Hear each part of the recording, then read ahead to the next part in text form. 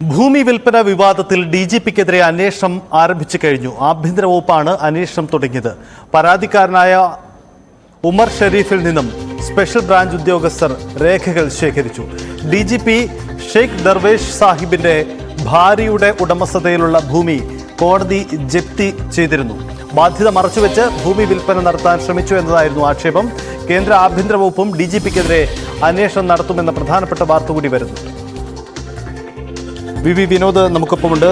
വിനോദ്, സംസ്ഥാന പോലീസ് മേധാവിക്കെതിരെയാണ് ഇങ്ങനെ ഒരു അന്വേഷണം. ഇതൊരു അസാധാരണ സാഹചര്യമുണ്ട്. ഒപ്പം കേന്ദ്ര സർക്കാരും ആ തരത്തിൽ കേന്ദ്ര ആഭ്യന്തര വകുപ്പും അന്വേഷണം ആരംഭിച്ചു കഴിഞ്ഞു, അല്ലേ? ഇത് കേരള പോലീസിന് ആകെ നാണക്കേടായ ഒരു സംഭവമായി തന്നെയാണ് ഇതിനെ വിലയിരുത്തുന്നത്. DGPയുടെ ഭാര്യയുടെ പേരിലുള്ള വസ്തു വിൽപ്പന നടത്താൻ ശ്രമിക്കുകയും ബാധ്യത മറച്ചുവെച്ച് 30 ലക്ഷം രൂപ അഡ്വാൻസായി വാങ്ങുകയും ചെയ്തു.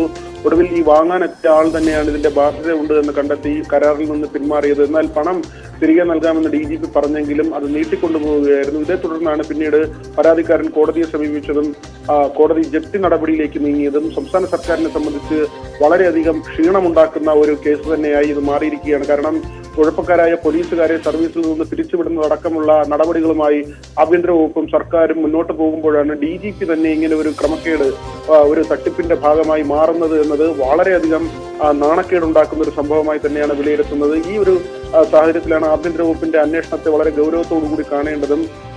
സംസ്ഥാന ഇന്റലിജൻസ് ഈ കാര്യത്തിൽ അന്വേഷണം ആരംഭിച്ചു കഴിഞ്ഞു. സ്പെഷ്യൽ ബ്രാഞ്ച് ഉദ്യോഗസ്ഥർ പരാതിക്കാരിൽ നിന്ന് ഈ പരാതിയുമായി ബന്ധപ്പെട്ട രേഖകൾ ശേഖരിച്ചു. കഴിഞ്ഞ ദിവസമാണ് ഉദ്യോഗസ്ഥർ പരാതിക്കാരനുമായി ബന്ധപ്പെട്ടത്. മാത്രവുമല്ല, കേന്ദ്ര ആഭ്യന്തര വകുപ്പിന്റെ അന്വേഷണം കൂടി വരുമെന്ന വിവരം ഇതിനകം പുറത്തു വരുന്നുണ്ട്.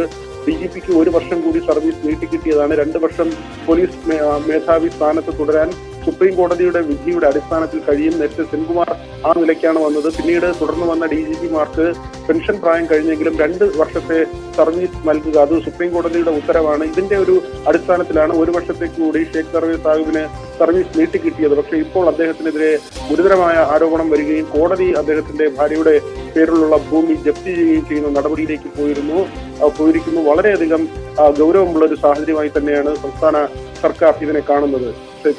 അതാണ് കാര്യം. സംസ്ഥാന പോലീസ് മേധാവിയാണ് ഗുരുതര ആക്ഷേപം നേരിടുന്ന അന്വേഷണം അദ്ദേഹത്തിനെതിരെ ഉയരുന്നത്. ഇത് സംബന്ധിച്ച അന്വേഷണമാണ് ഇപ്പോൾ നടക്കുന്നത്.